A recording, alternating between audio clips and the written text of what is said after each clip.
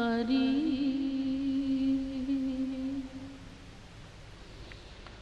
प्रपन्ना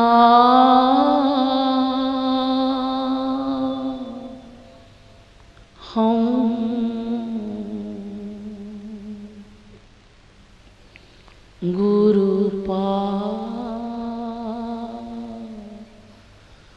गुरुपादार विंदयो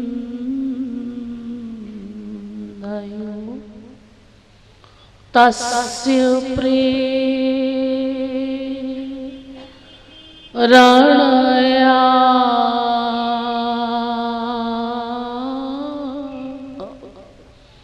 तस्य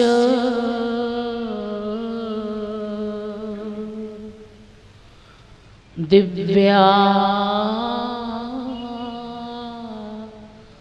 देशं वदाम्य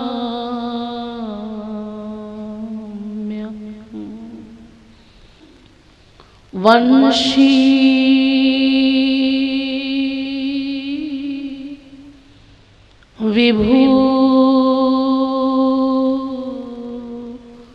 विभूषितकरा नवनीरदा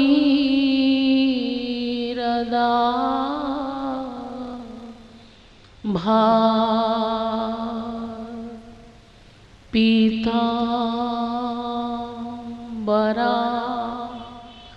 दारुणबिंब फलाधरोष्ठा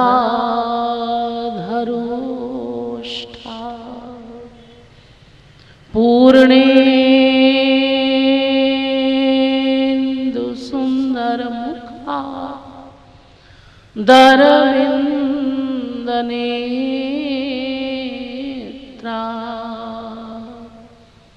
कृष्णात् परं किमपि तत्त्वमहं न जाने यो ब्रह्मणं विदधाति पूर्वं यो वै वेदांश्च प्रहिणोति तस्मै तद्वंह देवमात्मबुद्धिप्रकाशं मुमुक्षुर्वै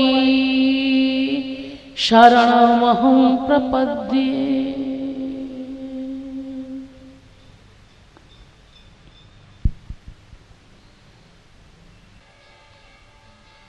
आनंद कंद सच्चिदानंद श्री कृष्ण चंद्र चरणारविंद मकरंद मिलिंद महानुभाव।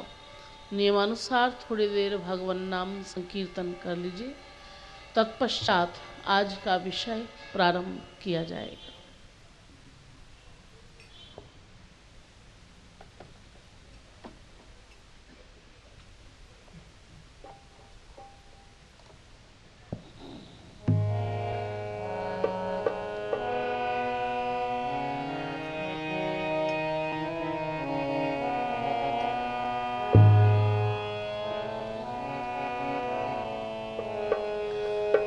राधे गोविंद गोविंद गोविंद राधे राधे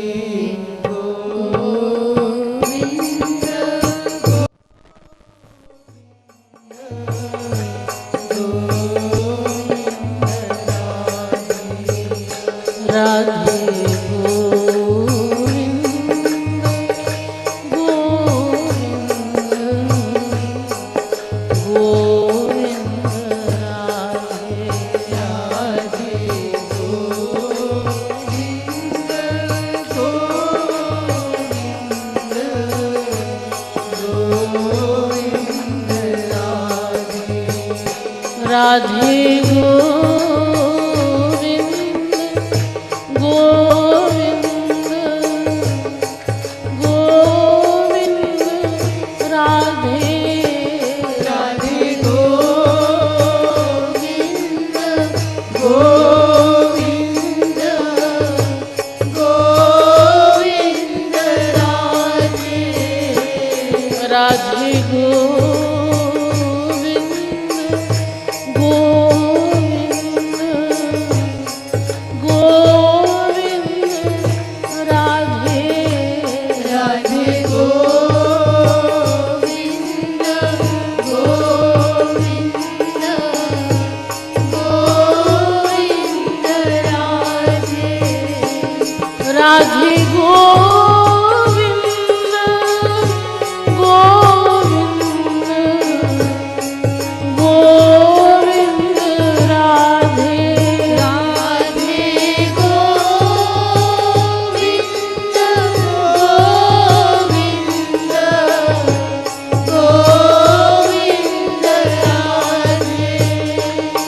राधे गोविंद गोविंद गोविंद राधे राधे गोविंद गोविंद गोविंद राधे राधे राधे गोविंद गोविंद गोविंद राधे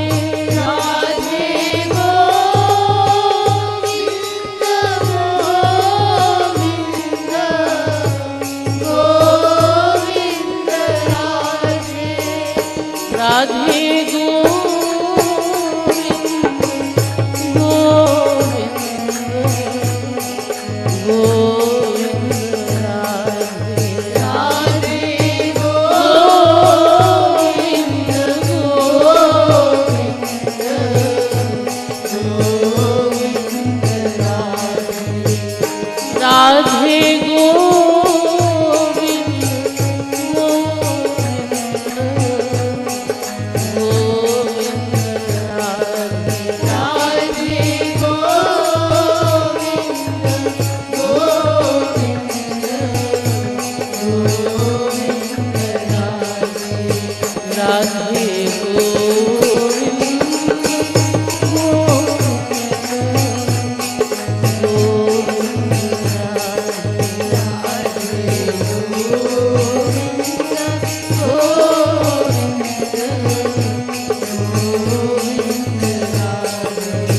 राधे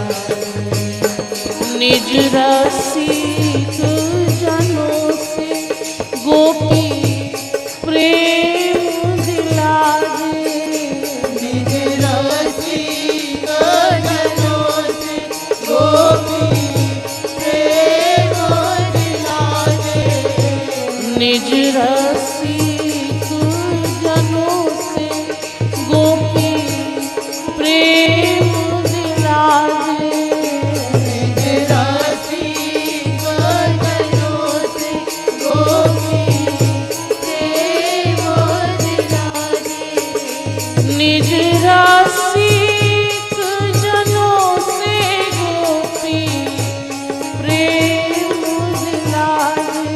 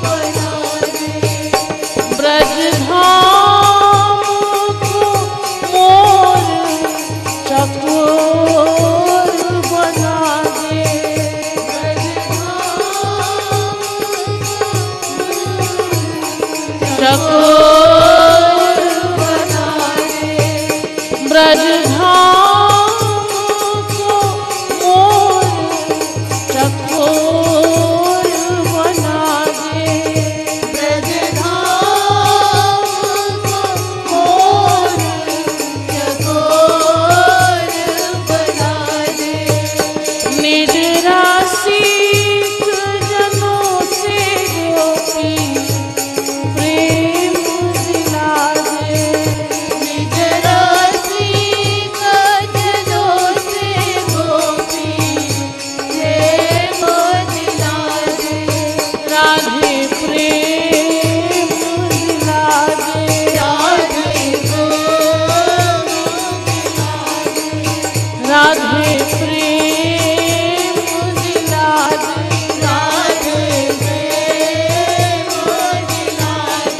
गोपी प्रेम दिलाजे, गोपी प्रेम दिलाजे, ओ गोपी प्रेम दिलाजे, गोपी प्रेम दिलाजे, ओ राधे गोविंद राधे, राधे गोविंद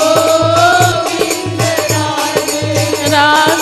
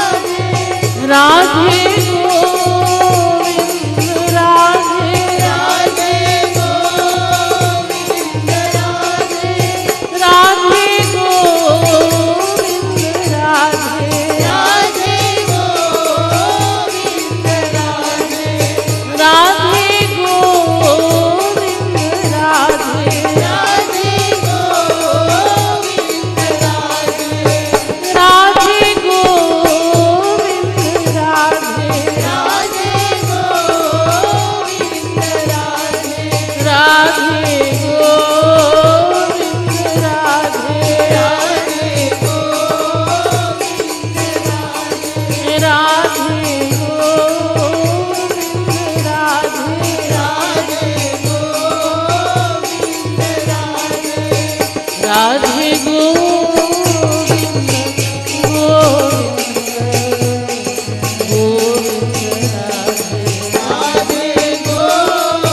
गोविंद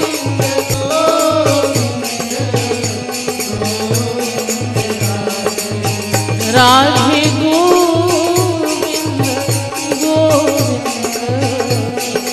गोविंद राधे गोविंद गोविंद राधे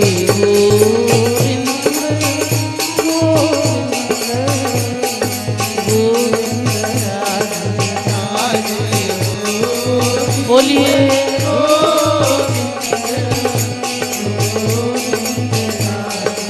राधे गोविंद गोविंद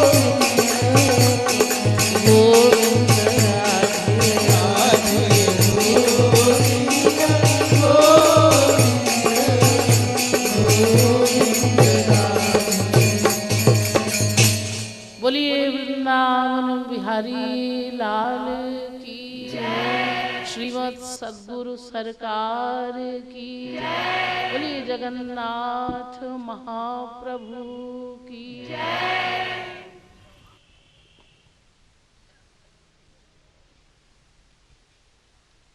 अब आप लोग समाहित चित्त होकर बैठ जाएं। तमेव विदित्वा तिमृत्युमेति नान्यः पंथाः विद्यते यनाय। वेद के इस मंत्र की व्याख्या करते हुए अब तक आप लोगों को बताया गया कि विश्व का प्रत्येक जीव अनादिकाल से प्रतिक्षण तैलधारावद विच्छिन्न एकमात्र आनंद प्राप्ति के हेतु ही प्रयत्नशील है, किंतु अद्यावधि उस आनंद का लवलेश भी प्राप्त नहीं कर सका, जिस आनंद पर फिर से दुख का अधिकार स्थापित न हो सके, जो आनंद अनंत मात्रा का होता है। पता लगाया गया यह आनंद कहाँ मिलेगा, कैसे मिलेगा। वेद शास्त्र में हम लोग गए तो वहाँ से हमें ज्ञात हुआ कि इस सृष्टि में कुल 3 ही तत्व हैं। नंबर 1 वो ईश्वर, नंबर 2 जीवात्मा और नंबर 3 माया। साथ ही साथ वेद आदिकों ने यह भी बताया कि उस ईश्वर को जानकर ही यह जीवात्मा इस माया से पार हो सकता है, उत्तीर्ण हो सकता है, अन्य कोई भी उपाय नहीं है। वेद शास्त्र के द्वारा जब ऐसा बताया गया और हम लोग उस ईश्वर को जानने के लिए अग्रसर हुए, तो पुनः वेद ने कहा उस ईश्वर को इस इंद्रिय मन बुद्धि से नहीं जाना जा सकता। क्यों? क्योंकि वो ईश्वर दिव्य है और हमारी इंद्रिय मन बुद्धि प्राकृत है, मायिक हैं। इसलिए उस दिव्य तत्व अर्थात ईश्वर को इस मायिक इंद्रिय मन बुद्धि के द्वारा नहीं जाना जा सकता। साथ ही साथ आप लोगों को यह भी बताया गया कि वो ईश्वर 2 विरोधी धर्मों का अधिष्ठान है। आपको बताए गए वो 2 विरोधी धर्म कैसे होते हैं, कौन कौन से विरोधी धर्म हैं भगवान में। ऐसा विरोधी धर्मों का अधिष्ठान भगवान महानतम बुद्धिमान ब्रह्मादिकों की बुद्धि से भी परे है। बड़ी बड़ी पर्सनालिटी उसको नहीं जान सकती। उसको कौन जान सकता है, उसको जानने का क्या उपाय है। जब ये प्रश्न उपस्थित हुआ तो आपको बताया गया एकमात्र उपाय है, वो केवल भगवत कृपा। यदि कोई जीव भगवान की कृपा को प्राप्त कर ले तो वो उसे जान सकता है। लेकिन ये भगवत कृपा ऐसे ही नहीं मिलती। भगवान ने कहा है वेद में, पहले मेरी शरण में आ जाओ तब मैं कृपा करूंगा। पहले शरण में आओ। ये बात वेद से लेकर, यानी वेद में ही नहीं, समस्त सनातन धर्म के ग्रंथों में भी कही गई और अन्यान्य धर्म ग्रंथों में भी ये बात कही गई। शरण में जाना है, शरण में गए बिना कृपा नहीं मिलेगी। ये शरणागति क्या है, किसे कहते हैं शरणागति, शरणागति के लक्षण क्या हैं, शरणागति में आने वाली बाधाएं कौन कौन सी हैं, इत्यादि बातें विस्तार पूर्वक आपको बताई गई। साथ ही ये भी बताया गया कि शरणागति में प्रमुख है मन। मन को भगवान के शरणागत करना है। शारीरिक शरणागति से काम नहीं बनेगा, क्योंकि बंधन एवं मोक्ष का कारण मन ही है। इसलिए मन को भगवान के शरणागत करना है। ये मन अभी तक भगवान की शरण में क्यों नहीं गया? जब ये प्रश्न उपस्थित हुआ तो आपको बताया गया कि जिस मन को भगवान की शरण में जाना है वही मन संसार की शरण में है। इसका निश्चय है, पक्का निश्चय, कि संसार में सुख है, आज नहीं तो कल सुख अवश्य ही मिलेगा। जबकि वेदव्यास जी ने कह दिया संसार में न सुख और न दुख, कुछ भी नहीं। इस विषय पर विचार किया गया, संसार के विषय पर, और आपको बताया गया कि संसार में वो वास्तविक सुख नहीं है। आपको बताया गया 2 पॉइंट्स के आधार पर, यदि संसार में वास्तविक सुख होता तो हमें सदा मिलना चाहिए था, वो सुख कम नहीं होना चाहिए। और दूसरा पॉइंट, यदि संसार में वास्तविक सुख होता तो सबको एक जैसा मिलना चाहिए था, लेकिन ऐसा नहीं है। आपको दृष्टांतों के द्वारा समझाया गया, ऐसा वास्तविक आनंद जो अनंत मात्रा का होता है, जो अनंत काल के लिए मिल जाता है, ऐसा वास्तविक आनंद किसी भी वस्तु या व्यक्ति में नहीं है। हाँ, स्वार्थवश भ्रमवश जितनी मात्रा का सुख हम जिस किसी भी वस्तु या व्यक्ति में मान लेते हैं, हमारे स्वार्थ की पूर्ति होने पर हमें उससे सुख मिलने लगता है, यानी हमारा अपना ही बनाया हुआ ये सुख है। और यदि उस वस्तु का वियोग हमसे हो जाए या हमारे स्वार्थ की हानि हो जाए, स्वार्थ पूर्ति न हो, तो ठीक उतना ही दुख भी हमें उससे मिलता है जितना कि उसकी प्राप्ति में हमने सुख माना। वास्तव में संसार में ही क्या, ब्रह्मलोक पर्यंत सुख का लवलेश मात्र भी नहीं है। इस तत्व ज्ञान को चिंतन के द्वारा पक्का करके हमें अपने मन को संसार के राग और द्वेष से खाली करना होगा, यानी मन में राग भी न हो और द्वेष भी न हो, उदासीन अवस्था। जब मन इस प्रकार खाली हो जाएगा तब ये मन भक्ति करने के लिए, यानी भगवत शरणागति के लिए उपयुक्त होगा।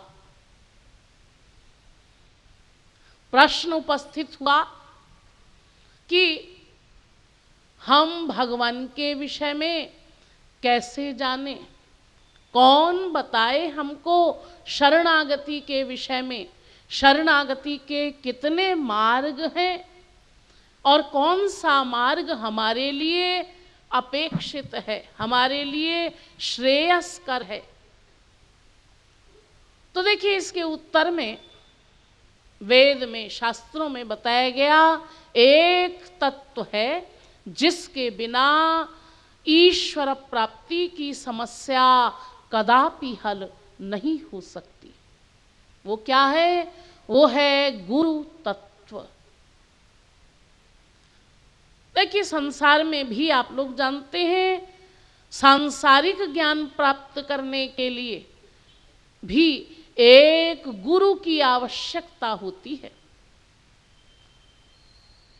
बिना गुरु के सांसारिक ज्ञान भी प्राप्त नहीं हो सकता।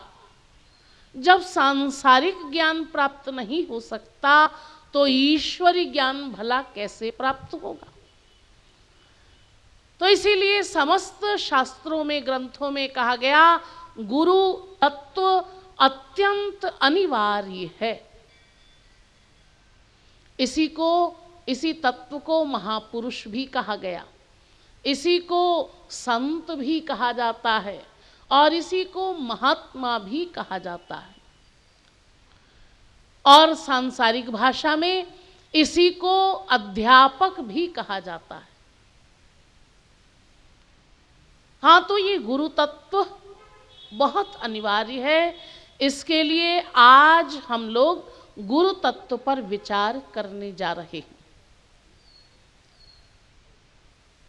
कहा गया कि जब आप भक्ति करने चलें तो किसी गुरु के निर्देशन में ही भक्ति करें।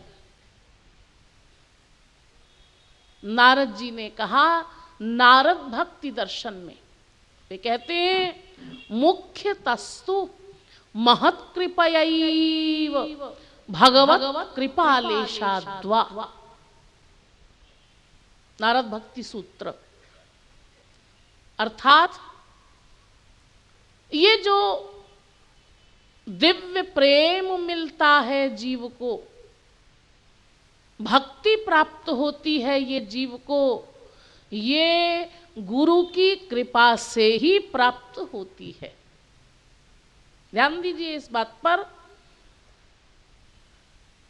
वे कहते हैं नारद जी कि भगवान की तो केवल इतनी कृपा है कि उन्होंने किसी वास्तविक गुरु से हमें मिला दिया।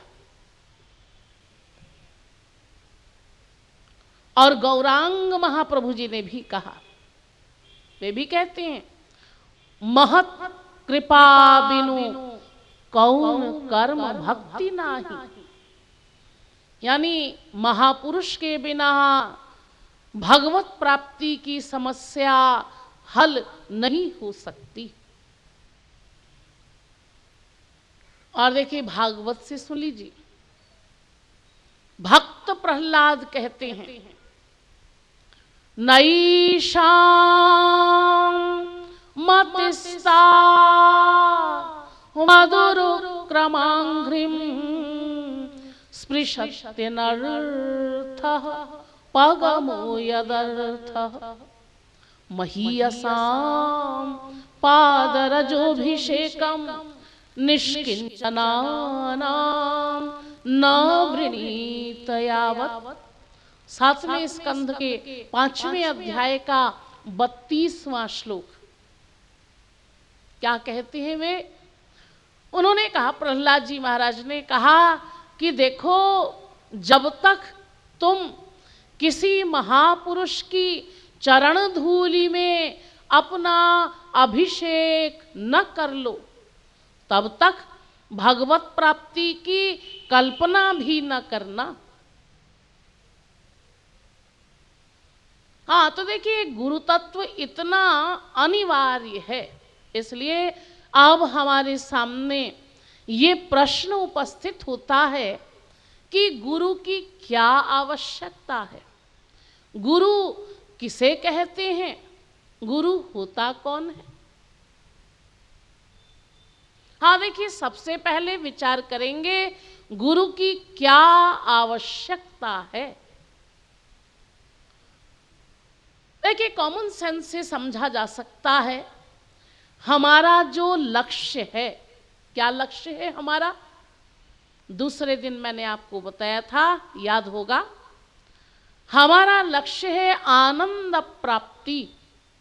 हर जीव आनंद चाहता है, आनंद मिल जाए, आनंद मिल जाए, दुख एक क्षण को भी न मिले।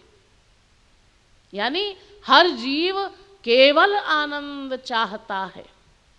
हाँ, तो देखिए हम लोग जो आनंद चाहते हैं, अनंत मात्रा का आनंद, वो आज तक हमको नहीं मिला। चाहते तो हैं आनंद, लेकिन सदा दुखी ही रहते हैं। हम चाहते हैं अखंड ज्ञान, लेकिन हमारे अंदर संशय भरे हुए हैं अभी तक भी। इससे सिद्ध होता है कि हमारा लक्ष्य अभी तक हमको नहीं मिला। हम चाहते हैं शाश्वत होना, अजर अमर होना चाहते हैं, लेकिन बार बार जन्म होता है, बार बार मृत्यु को प्राप्त होते हैं, बार बार जन्म, बार बार मृत्यु। तो इन सबसे समझ में आता है कि वो हमारा लक्ष्य हमको नहीं मिला, हमको वो ज्ञान प्राप्त नहीं हुआ, जिस ज्ञान को प्राप्त कर लेने के पश्चात कुछ जानना शेष न रह जाए। देखिए, ये बीए एमए की डिग्री हासिल करने से कोई ज्ञानी नहीं बन जाता। ये तो कागज की डिग्रियां हैं। देखिए उदाहरण से समझ लीजिए, कोई एमए की डिग्री हासिल किए हुए है, एमए पास कर लिया, उसी व्यक्ति से दूसरा व्यक्ति कह दे कि जी आप जरा से कम अकल हैं, आप जरा से, पूरे नहीं, जरा से कम अकल हैं। बस इतना कहते ही वो क्या व्यक्ति कहता है कि अच्छा क्या कहा तुमने, कम अकल हैं हम, तुम्हारी जबान खींच लेंगे। देखिए, जरा सा कम अकल कहने पर वो व्यक्ति पूरी तरह पागल हो जाता है, यानी उसके चारों स्क्रू ढीले हो जाते हैं। वो कहता है नहीं, मैंने तो थोड़ा सा कहा, तुमको थोड़ा सा कम अकल, लेकिन नहीं मानता, एतराज करता है। और फिर वही व्यक्ति कह दे थोड़ी देर बाद, नहीं जी आपकी क्या बात है, आप तो बड़े काबिल हैं, आप सर्वज्ञ हैं, आपके समान इस नगर में कोई दूसरा काबिल व्यक्ति नहीं है। तो वो कहता, अरे मैं कहाँ काबिल, मैं कहाँ सर्वज्ञ, मैं तो नाचीज हूँ, तुच्छ हूँ, तुच्छ। अरे आपका दिमाग तो ठीक है, कहाँ ठीक है आपका दिमाग? जब आपको नाचीज कहा गया तो आप ऐतराज करते हैं, और जब आपको सर्वज्ञ कहा जाता है तो आप कहते हैं मैं कहाँ सर्वज्ञ, मैं तो नाचीज हूँ। यदि आपका दिमाग ठीक होता तो हाँ, या तो आप अपने आप को कम अकल ही मान लेते, या फिर आप अपने आप को सिद्ध सर्वज्ञ ही मान लेते, लेकिन ऐसा नहीं होता। तो इसका मतलब, कहने का मतलब, वो वास्तविक ज्ञान हम लोगों को अभी तक प्राप्त नहीं हुआ। हम लोग अभी तक वास्तविक ज्ञानी नहीं बने। हाँ, वास्तविक ज्ञानी कौन है? वास्तविक ज्ञानी कहलाएंगे वो बड़े बड़े महात्मा, गौतम बुद्ध सरीखे। उनके विषय में एक आख्यान है, एक बार गौतम बुद्ध एक वृक्ष के नीचे आंखें बंद करके बैठे थे। एक व्यक्ति आया कहीं से और आकर आव देखा न ताव, उसने उनको आते ही गालियां देना शुरू कर दिया। देता रहा गाली, देता रहा, देता रहा। 1 घंटा बीत गया, चुप हो गया। महात्मा बुद्ध ने अपने पास, कुछ उनके पास शिष्य थे, उनको बुलाया, इधर आओ। एक शिष्य आया, उन्होंने कहा कि देखो भाई, इसको थोड़ा पानी वानी पिला दो, थोड़ा भोजन करा दो। क्यों? हाँ, बहुत परिश्रम किया है, 1 घंटे तक थक गया होगा, भूख लग गई होगी, तो थोड़ा खाना खा ले, पानी पी ले, शरीर में शक्ति आ जाए तो फिर से अपना काम शुरू करे। देखिए, उस व्यक्ति को काटो तो खून नहीं, यानी वो सहम गया और कहने लगा कि महात्मा जी, आप लकड़ी के बने हैं या पत्थर के बने हैं या लोहे के बने हुए हैं? मैंने आपको 1 घंटे तक गाली दी, लगातार 1 घंटे तक, लेकिन आपने मुझसे ये भी नहीं कहा कि मैंने तुम्हारा क्या बिगाड़ा था जो तुम मुझे गाली दे रहे हो। कुछ नहीं कहा, बल्कि और कहते हैं आप कि इसको खाना खिला दो, पानी पिला दो, शरीर में शक्ति आ जाए तो फिर से अपना काम शुरू करे।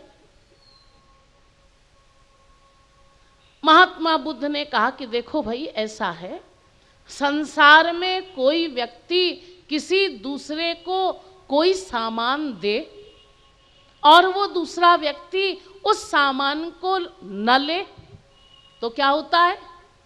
होता क्या है?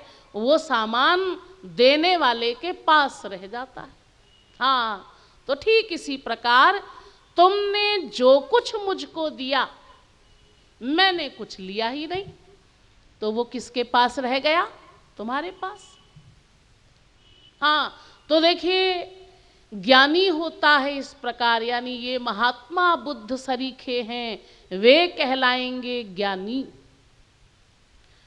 हम लोग ऐसे ज्ञानी नहीं, अभी हमें तो एक सेंटेंस बर्दाश्त नहीं है। इसका मतलब वो वास्तविक ज्ञान हमको प्राप्त नहीं हुआ। प्रश्न पैदा होता है कि क्या इस अज्ञान को निकालने का प्रयास हम लोगों ने अभी तक नहीं किया? नहीं जी, ऐसी बात नहीं है। हमने अज्ञान को निकालने का यानी समाप्त करने का प्रयास बहुत बार किया, अनंत बार किया, अनंत जन्मों में किया, क्योंकि अनंत जन्म बीत चुके हैं हमारे सनातन धर्म की फिलॉसफी के अनुसार। तो हमने बहुत बार प्रयत्न किया, लेकिन काम नहीं बना। क्यों नहीं बना? इसलिए नहीं बना कि हमने अपने अज्ञान को अपनी ही बुद्धि से निकालने का प्रयत्न किया। वो बुद्धि जो स्वयं गड़बड़ में पड़ी हुई है, स्वयं गड़बड़ है, मायाधीन है ना हम लोग। माया के अंदर में माया के 3 गुण आप लोग जानते हैं, सत्व गुण, रजोगुण, तमोगुण। तो माया के अंदर में है, इसलिए इन 3 गुणों से युक्त है।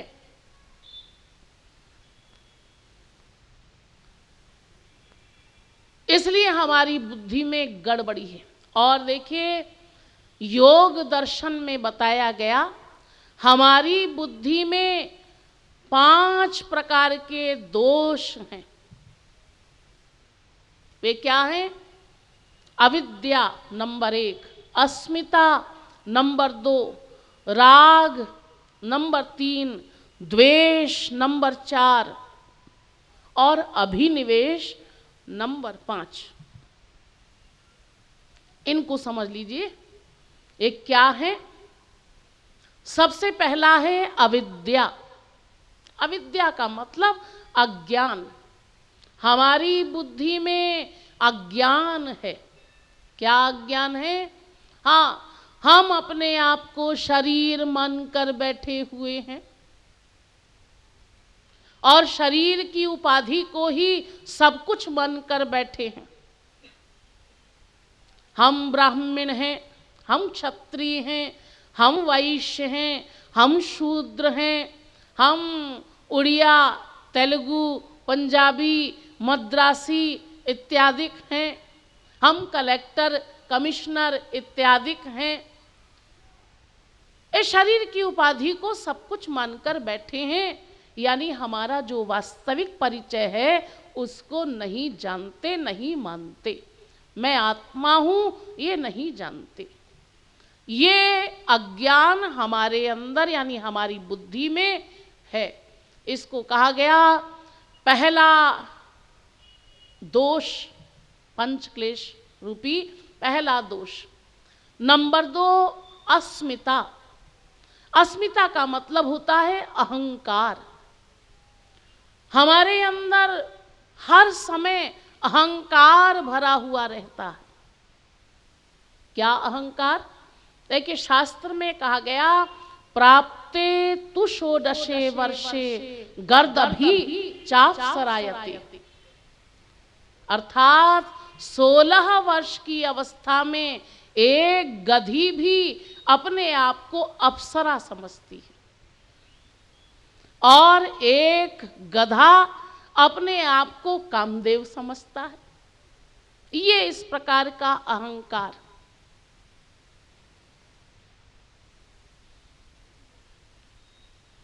एक बार की बात है, एक दंपति थे, उनका इकलौता बेटा। उन्होंने सोचा कि हमारा एक ही बेटा है, चलो इसको अच्छी शिक्षा दिलवानी चाहिए, गुरुकुल भेज देना चाहिए, अच्छे संस्कार हो जाएंगे। तो ये सोचकर उन्होंने अपने बेटे को काशी भेज दिया पढ़ने के लिए गुरुकुल में। वो चला गया, वो बेटा। 1 साल के बाद उन दंपति ने सोचा चलो देखते हैं हमारा बेटा कैसा पढ़ रहा है, क्या कर रहा है, कितनी प्रोग्रेस की है उसने, जरा देख कर आ जाए, उनके गुरुजी से पूछ कर आ जाए। तो ये सोचकर वे दंपति पहुँचे काशी और जाकर गुरुकुल में अध्यापक से यानी गुरुजी से ही पूछा कि बताइए गुरुजी हमारा बेटा कैसा पढ़ रहा है, कितनी प्रोग्रेस उसने की है, कुछ बताइए। तो गुरुजी ने कहा कि देखो भाई ऐसा है, बाकी तो सब ठीक है लेकिन दो गड़बड़ी हैं। क्या गड़बड़ी है? दो। पहली गड़बड़ी है ये कि ये आपका बेटा स्वयं कुछ जानता नहीं है, स्वयं कुछ जानता नहीं, और दूसरी गड़बड़ी दूसरे की बात को मानता नहीं। मतलब परिणाम ये कि ये कभी प्रोग्रेस नहीं कर सकता, नहीं पढ़ सकता, नहीं लिख सकता, कुछ नहीं कर सकता। और एक आख्यान से समझ लीजिए, एक बार 3 व्यक्ति बैठे हुए थे एक स्थान पर, गप कर रहे थे। तो एक ने कहा कि देखो भाई मेरा चेहरा यानी मेरी शक्ल नेताजी सुभाष चंद्र बोस से मिलती है। क्यों? क्योंकि लोगों ने मुझसे कहा भी कुछ दिन पहले, बहुत से लोगों ने, कि नेताजी आप फिर से वापस आ गए इतने साल बाद। इसका मतलब मेरा चेहरा नेताजी सुभाष चंद्र बोस से मिलता है। दूसरे ने तुरंत कहा कि देखो मेरा चेहरा महात्मा गांधी से मिलता है। ऐसा कुछ लोगों ने मुझसे कहा। इतने में तीसरे ने कहा कि वो सब ठीक है, मेरी बात सुनो। क्या? मेरा चेहरा भगवान से मिलता है। भगवान से मिलता है? हाँ। तो अन्य 2 व्यक्तियों ने कहा कि तुमसे किसने कहा तुम्हारा चेहरा भगवान से मिलता है? कौन कहता है? तो उस व्यक्ति ने कहा कि मुझसे कहा जेलर ने। इस बार जब मैं चौथी बार जेल गया सजा भोगने के लिए, जैसे ही पहुंचा तो जेलर ने देखा और कहा हे भगवान तुम फिर आ गए यहां। इसका मतलब मेरा चेहरा भगवान से मिलता है। हास्य की बात है ये, मनोविनोद का प्रकरण है, लेकिन कहने का मतलब हर व्यक्ति को अहंकार है। अहंकार करने के लिए हमारे पास कोई सामान नहीं है। अगर पूरे विश्व में भी कोई टॉप करे तो भी मान लिया जाए कि हाँ ठीक है अहंकार हो गया। विश्व में क्या, हम तो अपने मोहल्ले में भी, जिसको आप लोग पाड़ा कहते हैं, तो अपने पाड़ा में भी टॉप नहीं कर सकते तो क्या अहंकार करेंगे। ना इंद्र के समान ऐश्वर्य है हमारे पास, ना सरस्वती बृहस्पति के समान बुद्धि है हमारे पास। कोई चीज तो ऐसी नहीं जिसके द्वारा हम अहंकार करें, जिसके कारण। फिर भी हर व्यक्ति को अहंकार रहता है प्रतिक्षण। नंबर 3, राग। राग का मतलब है अटैचमेंट। हम लोग संसार में जहां कहीं देखते हैं, जड़ चेतन यत्र तत्र सर्वत्र वस्तु व्यक्तियों में अटैचमेंट कर लेते हैं। ये मेरा है, ये मेरा है, ये मेरा है, ये मेरा है। जड़ वस्तुओं में भी चेतन की क्या बात है। इसी आशय से कहा गया शास्त्र में, अशनम में वशनम में दारा में बंधु वर्गों में इति में कुर्वाणम कालवृको हंति पुरुषाजम। ऐसे ही मैं करते रहते हैं, मेरा मेरा मेरा करते रहते हैं। मैं का मतलब संस्कृत में मेरा। तो ऐसे ही मैं करते रहते हैं जीवन भर। जैसे एक बकरी होती है, बकरी क्या करती है? वो भी ऐसे ही करती, मैं। तो शास्त्र कहता है बस हम लोग भी, ये मेरा है, ये मकान मेरा है, ये प्रॉपर्टी मेरी है, ये बच्चे मेरे हैं, ये मेरा है, वो मेरा है, बस मैं करते रहते हैं। और जैसे बकरी मैं करती रहती है, उसे पता नहीं कि अगले क्षण कसाई आएगा और मेरी गर्दन धड़ से अलग कर देगा, छुट्टी हो जाएगी, यानी उसकी में सब समाप्त हो जाएगी। इसी प्रकार हम लोग भी जीवन भर यही करते रहते हैं, ये मेरा, ये मेरा, ये मेरा, ये मेरा। वो काल रूपी भेड़िया आता है और छुट्टी हो जाती है। तो ये है, यानी यत्र तत्र सर्वत्र, जहां देखते हैं वहीं अटैचमेंट कर लेते हैं। ये है तीसरा क्लेश। चौथा द्वेष। द्वेष का मतलब आप लोग जानते हैं, दुश्मनी करना, एक दूसरे की बुराई करना। वो ऐसा है, वो ऐसा है, वो ऐसी है, उसमें ये गड़बड़ी है, वो ऐसा है। ये भी एक क्लेश है। नंबर 4। नंबर 5 अभिनिवेश। अभिनिवेश का मतलब है मृत्यु से भय। देखिए, संसार में कोई भी व्यक्ति मरना नहीं चाहता, चाहे कितना भी कष्ट भोग रहा हो। एक व्यक्ति है, उम्र भी उसकी बहुत हो गई, 80 साल की अवस्था है, चारपाई पर पड़ा है, एक ट्यूब इधर लगा है, एक ट्यूब इधर लगा है, हाथ में प्लास्टर भी लगा हुआ है। इतनी हालत खराब है, उसको लैट्रिन बाथरूम भी बिस्तर पर ही करना पड़ता है, उठ नहीं सकता, बड़ी बुरी हालत है। लेकिन फिर भी जब डॉक्टर देखने आता है उस व्यक्ति को, तो वो व्यक्ति कहता है, डॉक्टर साहब मैं मरूंगा तो नहीं, मुझे जरा बचा लीजिए। क्यों?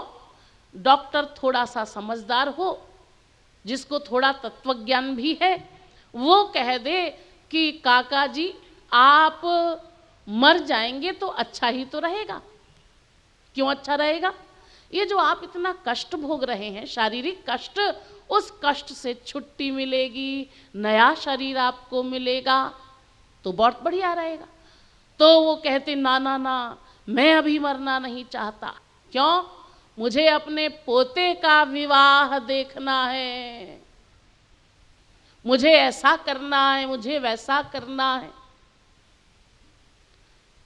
कोई भी व्यक्ति संसार में मरना नहीं चाहता। एक बार की बात है, एक स्थान पर जंगल से एक लकड़हारा, लकड़हारा का मतलब जो जंगल से लकड़ियां काटकर और बेचकर लकड़ियों को अपने परिवार का पालन पोषण करता है, उसको हिंदी में कहते हैं लकड़हारा। तो वो लकड़हारा आ रहा था जंगल से लकड़ियां काटकर, और वो गट्ठर यानी बोझा उसके सिर पर रखा था। मई जून का महीना था। एक तो परिश्रम का कष्ट, दूसरे गर्मी का कष्ट, दो कष्ट। थोड़ी दूर चला, एक वृक्ष के पास पहुंचा, तो उसने वो गट्ठर सिर से नीचे उतार कर फेंक दिया और कहा, ए मौत तू भी मुझे नहीं पूछती। यानी दुख के कारण ऐसा कहा, ए मौत तू भी मुझे नहीं पूछती। ऐसा कहकर वृक्ष के नीचे आंखें बंद करके लेट गया थोड़ी देर विश्राम करने के लिए। अब देखिए, ये सुनकर यमराज को मजाक सूझा। तो यमराज यानी मृत्यु का देवता यमराज आकर खड़े हो गए उस लकड़हारे के सामने। अचानक उस लकड़हारे की आंख खुली, देखा, पूछा, आप कौन, आपकी तारीफ। तो यमराज ने कहा, मैं यमराज हूं, मृत्यु का देवता। उसने कहा कि यहां क्यों आए हैं? अरे यहां क्यों आया हूं, तुमने ही तो मुझे बुलाया था, थोड़ी देर पहले तुम ही कह रहे थे ना, ऐ मौत तू भी मुझे नहीं पूछती, तो मैं तुम्हें पूछने आया हूं। पूछने का मतलब लेने आया हूं, चलो यमलोक। बस इतना सुनना था कि वो लकड़हारा कहने लगा, ना ना अभी मैं नहीं जाऊंगा, मेरे तो बच्चे छोटे छोटे हैं, अभी गृहस्थी भी सेट नहीं हुई है, बहुत सारा काम है। अरे वो तो मैंने ऐसे ही कह दिया था, वो दो दो कष्ट मिल रहे थे, गर्मी का कष्ट, परिश्रम का कष्ट, इसलिए कह दिया था दुखी होकर कि ऐ मौत तू भी मुझे नहीं पूछती। वास्तव में मैं नहीं जाना चाहता, अभी मैं नहीं जाऊंगा। तो देखिए, कहने का मतलब कोई भी व्यक्ति संसार में मरना नहीं चाहता। ये है अभिनिवेश रूपी पंच क्लेश, पांचवा। तो ये पंच क्लेश रूपी दोष, यानी ये 5 दोष हमारी बुद्धि में है, यानी वो बुद्धि जो स्वयं ही गड़बड़ में पड़ी हुई है। यदि उस बुद्धि के द्वारा हम अपने अज्ञान को समाप्त करने की बात सोचें तो क्या होगा? वो अज्ञान कभी नहीं जाएगा। तो फिर इसका समाधान कैसे हो, यानी अज्ञान नष्ट कैसे हो, हमें ज्ञान प्राप्त कैसे हो? कुछ लोगों ने कहा एक उपाय है। क्या है? हाँ, ग्रंथों को पढ़ लें, शास्त्रों को पढ़ लें और पढ़कर भगवान के विषय में ज्ञान प्राप्त कर लेंगे। लेकिन देखिए, जो लोग ऐसा कहते हो वो सुने। श्रुतिर विभिन्ना स्मृतयो विभिन्ना नैको मुनिर्यस्य वचः प्रमाणम। हमारे यहाँ सनातन धर्म में इतने ग्रंथ हैं, इतने अधिक ग्रंथ हैं, ग्रंथों की भरमार है। देखिए, वेदव्यास जी ने तो कह दिया, पन्ने पलटने में ही आयु बीत जाएगी, इतने अधिक ग्रंथ हैं। और फिर उन ग्रंथों में विरोधाभास भी लिखा है, बहुत सी जगह विरोधाभास है। तो उन ग्रंथों को हम अपनी बुद्धि से समझ लेंगे? ना ना, सर्वथा असंभव। तुलसीदास जी ने भी कहा इस विषय में, श्रुति पुराण बहु कहे उपाई छुटहि न अधिक अधिक अरुझाई। बहुत से ग्रंथ हैं, श्रुति पुराण इत्यादि बहुत से ग्रंथ, और उलझते जाएंगे और उलझते जाएंगे यदि अपनी बुद्धि से उनको समझने की चेष्टा करेंगे। तो क्या कैसे समाधान हो? देखिए, एक ही समाधान, वो है महापुरुष के द्वारा इन ग्रंथों को हम समझें। देखिए, वेद में भगवान ने पहले ही कह दिया, प्रारंभ में कह दिया। आप कहें क्या कह दिया? हाँ, आचार्यवान पुरुषो ही वेद, 6:14-2 छांदोग्योपनिषद। भगवान ने कह दिया कि देखो, यदि तुम वेद को समझना चाहते हो तो किसी वास्तविक संत के द्वारा समझना होगा, अपनी बुद्धि से समझने की चेष्टा न करना मनुष्य। क्यों? क्या कारण? देखिए, कारण भी समझ लीजिए। जिस प्रकार भगवान दिव्य है, हमारी इंद्रिय मन बुद्धि से परे है, ऐसे ही भगवान की वाणी, यानी ये वेद वाणी भी दिव्य वाणी है, भगवान की वाणी है ना। आपको बताया था, इन वेदों को किसी मनुष्य ने नहीं बनाया, भगवान ने प्रकट किया है। भगवान सृष्टि तो बाद में प्रकट करते हैं, पहले वेदों को प्रकट कर देते हैं। तो भगवान के द्वारा ही प्रकट किए गए हैं ये वेद, इसीलिए वे दिव्य हैं। इसीलिए माइक बुद्धि से उसको कोई भी नहीं समझ सकता। और आगे कहा गया, परीक्ष लोकान कर्मचितान ब्राह्मणो निर्वेद मायान नास्ति कृतः कृतेन तद विज्ञानार्थम स गुरुमेवाभिगच्छेत् समित पाणि श्रोत्रियम ब्रह्मनिष्ठम। 1-2-12 मुंडकोपनिषद। इसका अर्थ भी है यही कि कोई वास्तविक संत किसी को मिल जाए, उसके द्वारा वेदों का ज्ञान प्राप्त करो। वास्तविक संत कैसा हो, यहां बता दिया गया, श्रोत्रियम ब्रह्मनिष्ठम। श्रोत्रिय भी हो, ब्रह्मनिष्ठ भी हो। श्रोत्रिय का अर्थ है जिसको थियरी का ज्ञान हो, समस्त वेदों शास्त्रों का सम्यक ज्ञान हो, अपने शरणागत जीव की शंकाओं का समाधान भी कर सकता हो थियरी के द्वारा। और ब्रह्मनिष्ठ, ब्रह्मनिष्ठ का मतलब जिसने ईश्वर प्राप्ति भी कर ली हो, वेद शास्त्र के अनुसार ज्ञान प्राप्त करके साधना करके ईश्वर प्राप्त हो चुका हो, इसी को संसार में प्रैक्टिकल मैन भी कहते हैं। तो ये प्रैक्टिकल मैन यानी अनुभवात्मक ज्ञानी, इसी को कहा गया ब्रह्मनिष्ठ। दोनों विशेषताएं हो, श्रोत्रिय भी हो, ब्रह्मनिष्ठ भी हो, ऐसा संत है वास्तविक संत। ध्यान दीजिए, केवल श्रोत्रिय से काम नहीं बनेगा। और देखिए गीता भी कहती है, तद विद्धि प्रणिपातेन परिप्रश्नेन सेवया उपदेक्ष्यन्ति ते ज्ञानम ज्ञानिनस्तत्त्वदर्शिनः। 4 अध्याय का 34वां श्लोक। तद्विद्धि प्रणिपातेन, उस ईश्वर को जानने का जिज्ञासु जीव किसी तत्वदर्शी महापुरुष की शरण में जाए, गीता कह रही है। और जाए ही नहीं, इससे काम नहीं बनेगा, 3 बातें भी होनी चाहिए। आप कहें क्या होना चाहिए, बताइए। हाँ, नंबर 1 प्रणिपातेन। प्रणिपात का मतलब है जिसको अनुभव के आधार पर आपने अपना गुरु स्वीकार किया है, उस गुरु के प्रति आपकी बुद्धि निश्चयात्मक हो गई हो, मतलब दृढ़ विश्वास हो गुरु पर।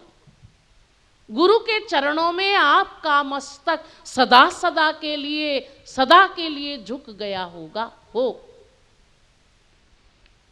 इसको कहा गया प्रणिपातेन। नंबर 2 परिप्रश्नेन। गीता कह रही है परिप्रश्नेन का मतलब जिज्ञासु भाव से आप गुरु से प्रश्न करें। प्रश्न भी कई तरीके से होते हैं। देखिए, एक प्रश्न होता है तर्क करने की दृष्टिकोण से, एक होता है कुतर्क की दृष्टिकोण से, एक होता है अति तर्क के दृष्टिकोण से।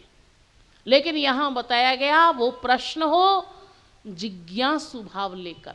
जिज्ञासु भाव का मतलब होता है आप वो बात नहीं जानते, इसलिए गुरु से प्रश्न कर रहे हैं, जानना चाहते हैं, इसलिए ये कहलाता है जिज्ञासु भाव। नंबर 3 सेवया, अर्थात गुरु की आज्ञा के अनुसार गुरु की सेवा भी करें। देखिए यहां इसमें कहा गया गुरु की आज्ञा के अनुसार, जैसी गुरु की आज्ञा हो, इच्छा हो, अपनी बुद्धि का प्रयोग ना करें उसमें। जैसा गुरु ने आदेश दे दिया वैसे सेवा करें। तो देखिए ये तीन बातें जब कभी किसी जीव को किसी सुकृत से मिल जाएंगी, गुरु मिल जाए और ये तीनों बातें भी हो जाएं, तब वो वास्तविक गुरु उस जीव को ईश्वर का ज्ञान कराता है। और भागवत भी कहती है, तस्मात् गुरुं प्रपद्येत जिज्ञासु श्रेय उत्तमम शाब्दे परे च निष्णातं ब्रह्मण्युपशमाश्रयम्। 11वें स्कंध के 3 अध्याय का 21वां श्लोक क्या कहता है? वही बात। देखिए एक ही अर्थ है, वो वास्तविक गुरु हो जिसको शाब्दिक ज्ञान भी हो और अनुभवात्मक ज्ञान भी हो, यानी भगवत प्राप्ति भी कर चुका हो, ऐसा कोई वास्तविक गुरु किसी को मिल जाए और वो जीव उसकी शरण में चला जाए तो काम बन जाएगा।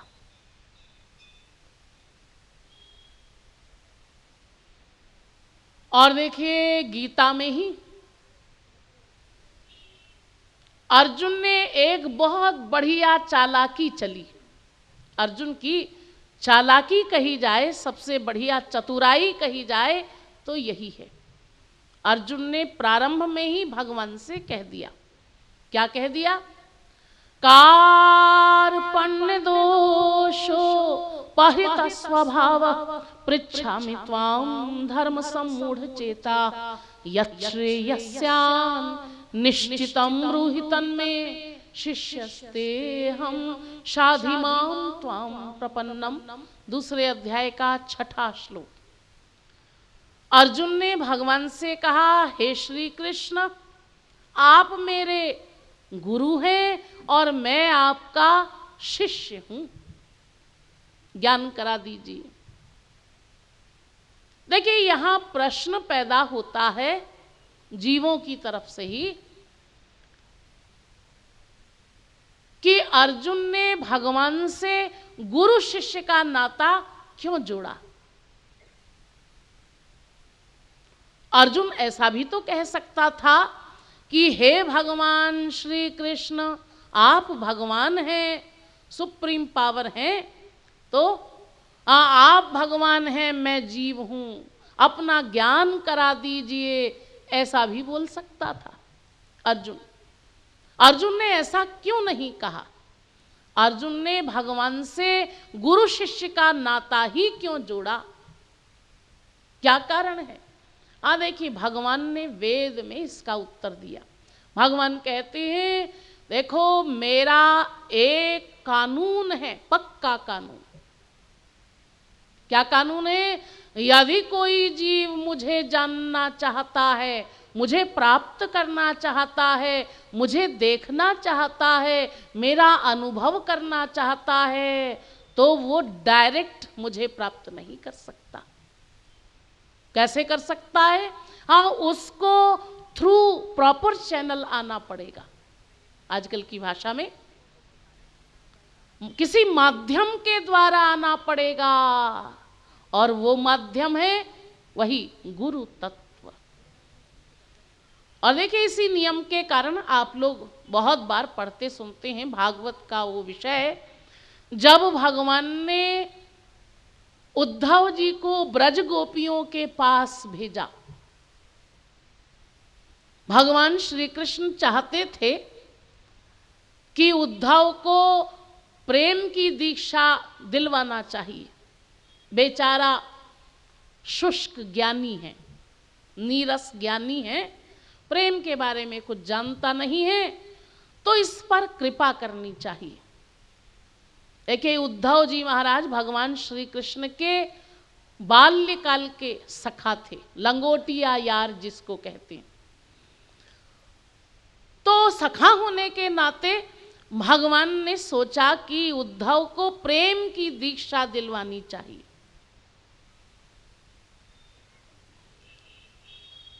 लेकिन कैसे दिलवाएं? सोचने लगे, हम तो दे नहीं सकते स्वयं, क्योंकि हमारा नियम है, कानून है, वो प्रेम गुरु के द्वारा ही मिलेगा। भगवान स्वयं नहीं देते। तो भगवान ने जानबूझकर बात बनाकर टेढ़े मेढ़े घुमा फिराकर उद्धव जी को बहला फुसला कर भेजा, जाओ उद्धव, ये गोपियां बिना पढ़ी लिखी हैं, अंगूठा छाप हैं, इनको जरा ज्ञान दे आओ।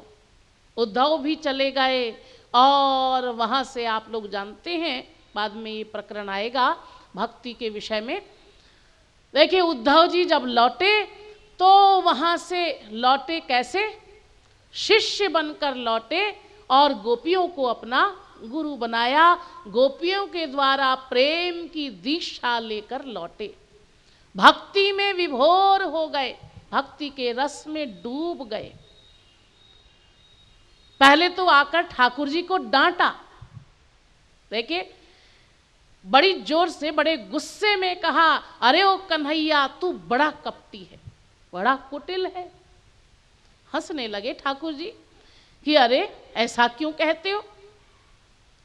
उद्धव जी ने कहा, अरे तू मुझे ऐसे ही भेज देता, पहले ही कह देता कि गोपियों को गुरु बना लो, तो क्या मैं नहीं जाता। भगवान हंसने लगे और हंसकर कहा कि हाँ, अगर पहले मैं कहता तो तुम कभी न जाते, तुम मुझे ही डांट देते, क्योंकि सखा को अधिकार होता है अपने सखा को डांटने का, तो मुझे ही डांट लगा देते। अरे श्री कृष्ण तेरा दिमाग खराब है, मैं उन बेपढ़ी लिखी अंगूठा छाप गोपियों के पास जाऊं प्रेम की दीक्षा लेने, मैं नहीं जाऊंगा, मना कर देते। इसलिए मैंने तुमको घुमा फिरा कर बहला फुसला कर गोपियों के पास भेजा। समझ गए उद्धव जी महाराज कि हाँ बात तो ठीक है। तो देखिए भगवान का ये नियम है, कानून है, वो किसी को डायरेक्ट नहीं देते वो प्रेम, वो भक्ति। वो कहते हैं ये प्रेम, ये भक्ति गुरु के द्वारा ही मिलेगी। और अर्जुन को ये बात पता थी, अर्जुन जानते थे, इसलिए अर्जुन ने पहले ही कह दिया चालाकी पूर्वक, महाराज आप मेरे गुरु और मैं आपका शिष्य, अपना ज्ञान करा दीजिए। और आप लोग जानते हैं अर्जुन का काम भी बना, अज्ञान समाप्त हुआ, ज्ञान प्राप्त हुआ। यानी बिना गुरु के काम नहीं बनेगा, हर ग्रंथ कह रहा है। तुलसीदास जी ने लिखा, गुरु गृह पढ़न गए रघुराई, अल्पकाल विद्या सब आई। यहाँ तक कि भगवान राम ने और स्वयं भगवान कृष्ण ने भी गुरु बनाया, संदीपनी ऋषि को, मुनि को गुरु बनाया उन्होंने। भगवान ने भी वशिष्ठ जी को अपना गुरु बनाया, यद्यपि उनको कोई आवश्यकता नहीं। जाकी सहज श्वास श्रुति चारी, सो हरि पढ़ यह कौतुक भारी। जिनके श्वास लेने छोड़ने मात्र से ये चारों वेद प्रकट होते हैं, वो भगवान पढ़ रहे हैं। वो गुरु आश्रम में गए पढ़ने के लिए, बड़ा कौतुक है। तो कहने का मतलब उनको पढ़ने की आवश्यकता नहीं, लेकिन फिर भी वे भगवान जब हमारे इस संसार में आते हैं तो लोक आदर्श के लिए सब करते हैं, सब कार्य करते हैं, सब प्रकार की लीलाएं करते हैं। इसलिए देखिए लोकादर्श के लिए उन्होंने भी गुरु बनाया, गुरु आवश्यक है।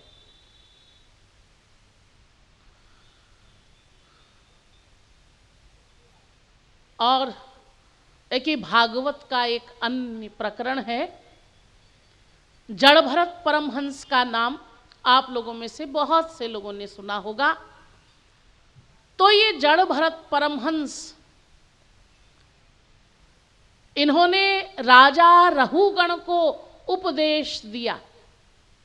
क्या उपदेश दिया?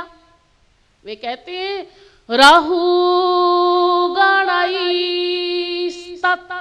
तपसा नयाति न चेज्यया निर्वपणा गृहाद्वा न छंदसा नैव जलाग्नि सूर्यैर बिना महत्पादरजोभिषेकम।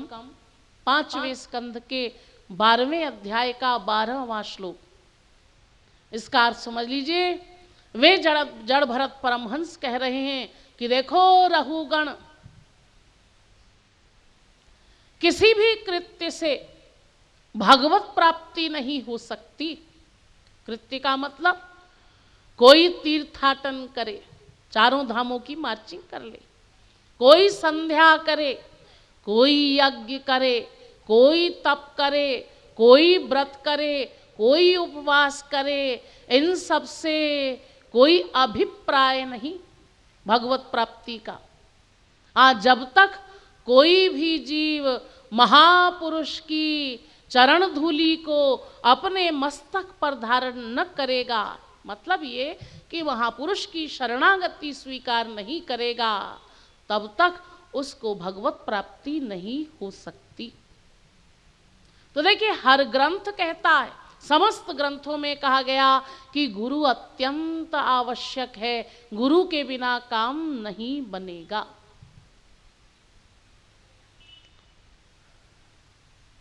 गुरु की परिभाषा बताई गई, गुम रौतीति इति गुरु, गृणाति ज्ञानम इति गुरु, गिरति अज्ञानम इति गुरु।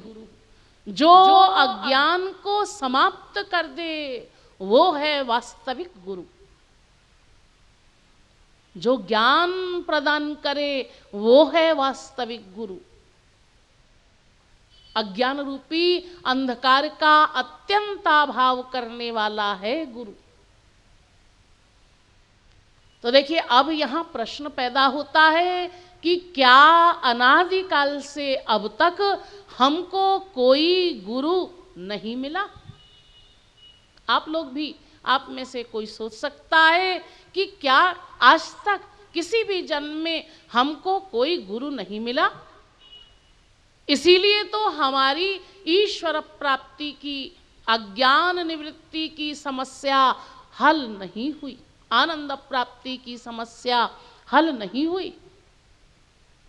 नहीं जी, ऐसी बात नहीं। गुरु तो हमको बहुत बार मिले। तुलसीदास जी कहते हैं इसके संबंध में, गुरु बिनु होई की ज्ञान, ज्ञान की होई विराग बिनु। इस चौपाई में उन्होंने 2 बातें कही। पहली बात, गुरु बिनु होई की ज्ञान, बिना गुरु के ज्ञान नहीं होगा। मतलब हमारे जो पूर्व जन्म हो चुके हैं, किसी जन्म में हम संसार से विरक्त थे। ध्यान दीजिए, संसार से वैराग्य हुआ हमको, लेकिन जब संसार से वैराग्य हुआ तो हमें गुरु नहीं मिला। इसीलिए कहा गया, गुरु बिनु होई की ज्ञान। आप कहें कि कभी कभी गुरु मिला होगा हमको, ऐसा भी तो हुआ होगा, किसी जन्म में, बहुत जन्म में हुआ होगा। हाँ हाँ, देखिए, बहुत बार हुआ ऐसा कि गुरु मिले। लेकिन जब गुरु मिले तो हमें संसार से वैराग्य नहीं था। मतलब गुरु का उपदेश हमने सुना इस कान से, निकाल दिया इस कान से, यानी उसको धारण नहीं किया हमने। परिणाम ये कि फायदा कुछ नहीं हुआ, सुनकर अनसुना कर दिया। यानी हमें भूख नहीं थी, वैराग्य नहीं था। आप में से कोई कहे कि जी कभी कभी तो दोनों बातें हुई होंगी, ऐसा भी हुआ होगा, गुरु भी मिल गया होगा और हमको संसार से वैराग्य भी हुआ होगा, ये भी तो हुआ होगा। हाँ जी, ऐसा भी हुआ बहुत बार। लेकिन फिर भी काम नहीं बना। क्यों? इसका एकमात्र कारण है कि हम उस समय उस गुरु तत्व को यानी महापुरुष को समझ नहीं पाए, हम उसको पहचानने में लापरवाही कर बैठे। संत को हमने उनको नहीं जाना, नहीं पहचाना, फलस्वरूप हमारा काम नहीं बना। तो अब सबसे पहला काम है, हमारे सामने सबसे पहली बात ये आती है कि हम समझें हमारे संसार में कितने प्रकार के संत होते हैं, संत पाए जाते हैं, और संतों के क्या लक्षण होते हैं, संतों को हम कैसे पहचान सकते हैं, उनकी क्या क्या पहचान होती है।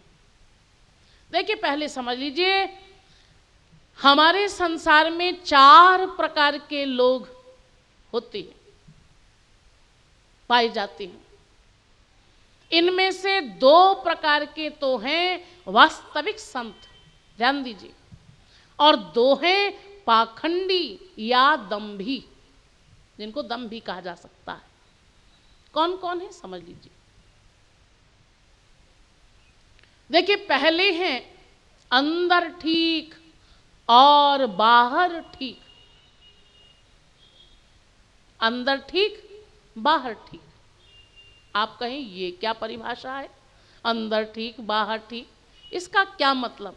इसका मतलब समझ लीजिए, बाहर से इनका आचरण, इनकी वेशभूषा, इनका रहन सहन सब संतों के समान जैसा होना चाहिए वैसा है, ठीक ठीक।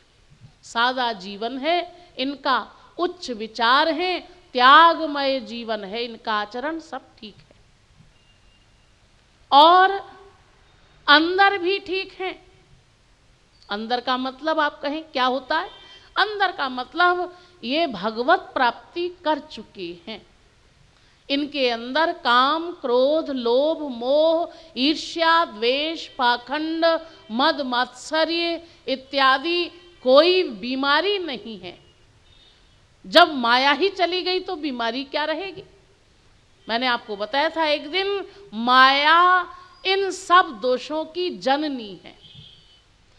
तो महापुरुष की जब माया ही चली गई तो सब दोष भी समाप्त हो जाते हैं। इसलिए ऐसे संतों के अंदर कोई दोष नहीं, काम, क्रोध, लोभ, मोह इत्यादि सब ठीक है, अंदर से भी ठीक है, बाहर से भी ठीक है।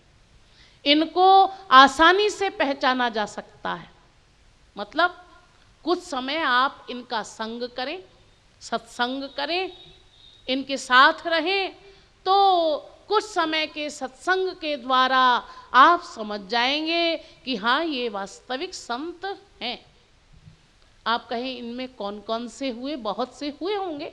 हाँ, देखिए, शंकराचार्यादिक, निम्बारकाचार्य, रामानुजाचार्य, वल्लभाचार्य, माध्वाचार्य, तुलसी, सूर, मीरा, कबीर, नानक इत्यादि, ये सब इसी प्रकार के संत हुए। यानी अंदर भी ठीक हैं और बाहर भी ठीक हैं। तो ये पहली प्रकार के संत। दूसरी प्रकार के संत कौन है? वे समझ लीजिए, वे हैं जो बाहर गड़बड़ हैं, ध्यान दीजिए, बाहर गड़बड़ हैं और अंदर से ठीक हैं। आप कहें बाहर गड़बड़ का मतलब? बाहर गड़बड़ का मतलब है बाहर से क्रोध का कार्य कर रहे हैं, काम का कार्य कर रहे हैं, लोभ का कार्य कर रहे हैं, मोह का कार्य कर रहे हैं, ईर्ष्या, द्वेष, पाखंड इत्यादि का कार्य कर रहे हैं बाहर से। इनमें कौन हुए आप कहेंगे? देखिए, इसमें बहुत से हुए। हनुमान जी करोड़ों खून कर रहे हैं, हत्याएं कर रहे हैं। अर्जुन ने भी करोड़ों खून हत्याएं की, लेकिन है महापुरुष। यानी बाहर से क्रोध का कार्य हो रहा है और अंदर से ठीक है। ये अंदर से कैसे ठीक है? श्री राममय सब जग जानी, करहु प्रणाम जोरी जुग पानी। वो निरंतर सीताराम का दर्शन करते हैं। निरंतर का मतलब बताया था मैंने आपको, एक आधे सेकंड के लिए भी इनका मन भगवान से नहीं हटता। तो अंदर से ठीक हैं और बाहर से काम क्रोध इत्यादि का कार्य कर रहे हैं, वास्तविक संत हैं। ध्यान रखिए, ये भी वास्तविक संत हैं। इनको पहचानना बड़ा टेढ़ा काम है, मुश्किल है इनको पहचानना, क्योंकि जब हम इनके बाहरी कार्यों को देखेंगे तो बुद्धि लगा लेंगे, ये संत हैं, ना ना ना, ये संत नहीं हो सकते। इसीलिए कहा गया कि बड़ा मुश्किल है इनको पहचानना, फिर भी पहचाना जाएगा, जाना जाएगा लक्षणों के आधार पर। अब देखिए, और दो प्रकार के लोग हैं। वे कौन? वे हैं दंभी। इनको भी समझ लीजिए।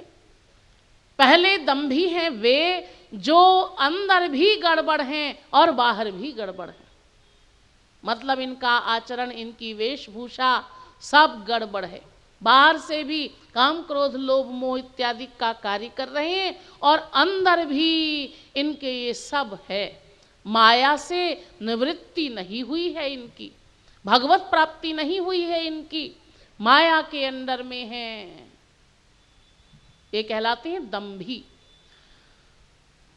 नंबर 2, वे जो बाहर से तो ठीक हैं लेकिन अंदर गड़बड़ हैं। ध्यान दीजिए, बाहर से ठीक हैं, बाहर से उनका सब आचरण, उनकी वेशभूषा सब संतों के समान है, बाकायदा लाइन लगाकर कान भी फूंक रहे हैं, मंत्र दे रहे हैं, दीक्षा दे रहे हैं, लेकिन स्वयं की भगवत प्राप्ति नहीं हुई है। स्वयं काम क्रोध लोभ मोह ईर्ष्या द्वेष से युक्त हैं, यानी अंदर से गड़बड़ हैं लेकिन बाहर से संतों का सा आचरण है।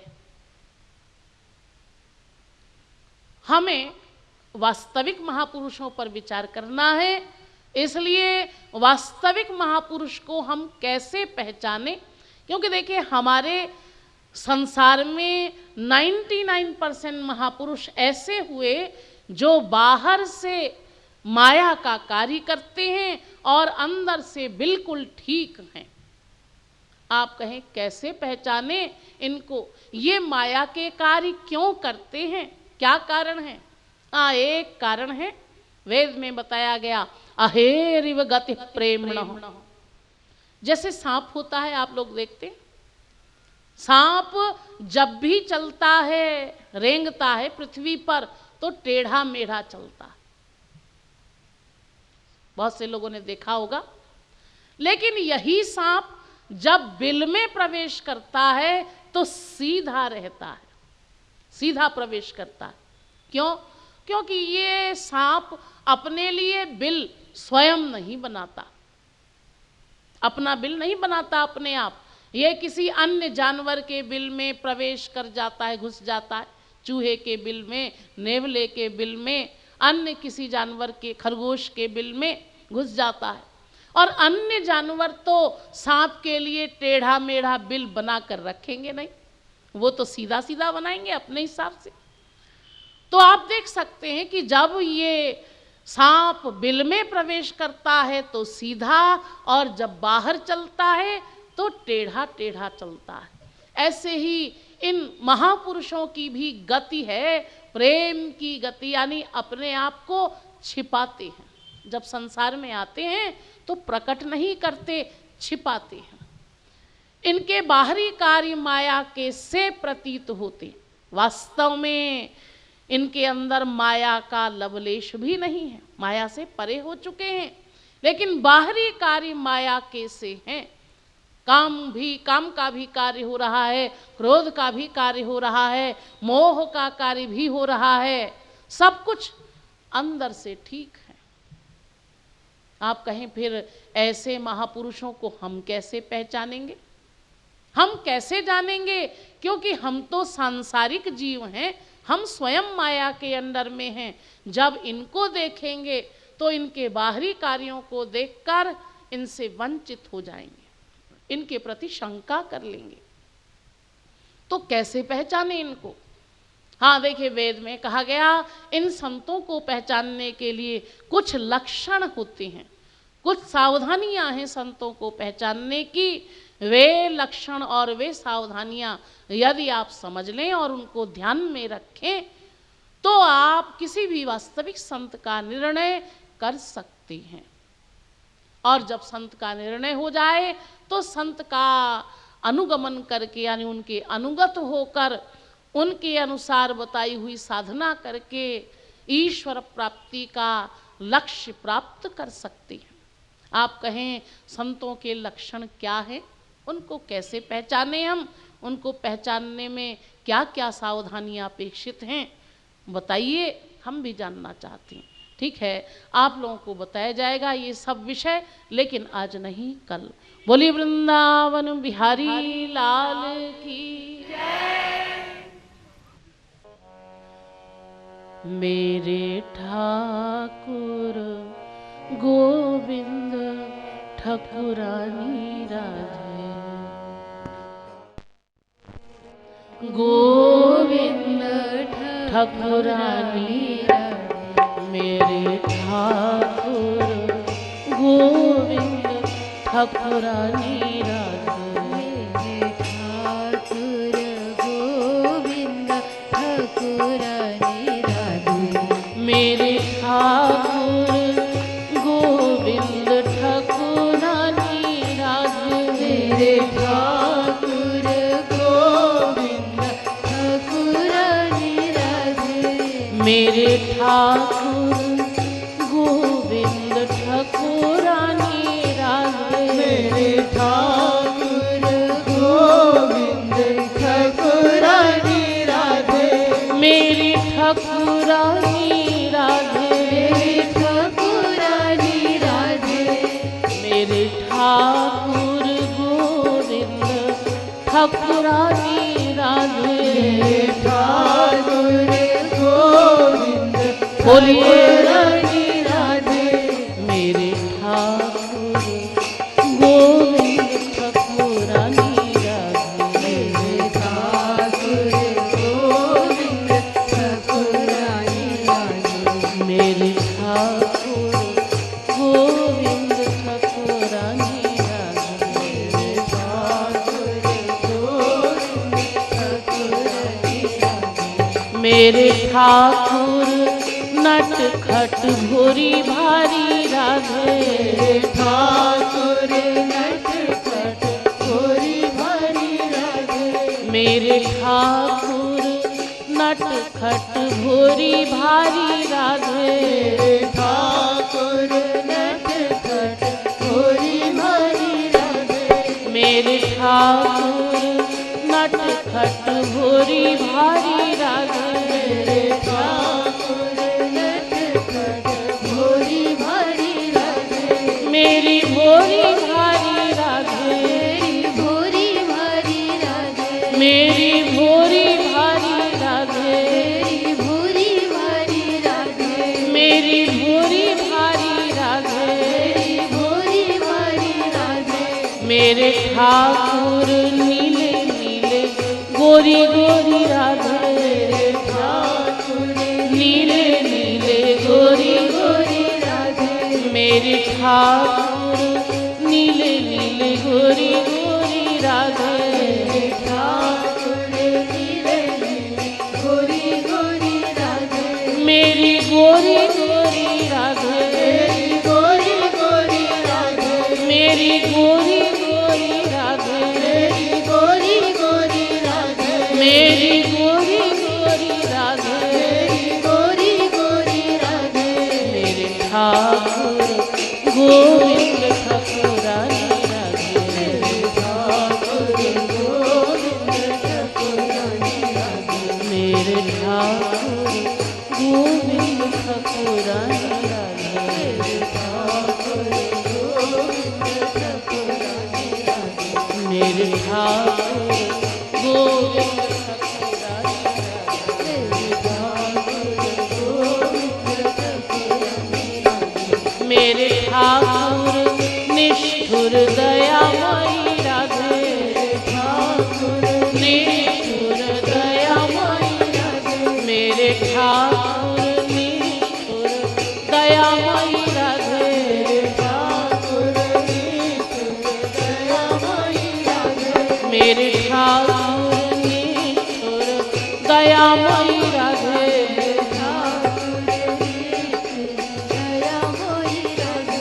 मेरी दया मई राधे, मेरी दया मई राधे, मेरी दया मई राधे, मेरी ठाकुर ग्वालिया महारानी राधे, ग्वालिया महारानी राधे, मेरे ठाकुर ग्वालिया महारानी राधे,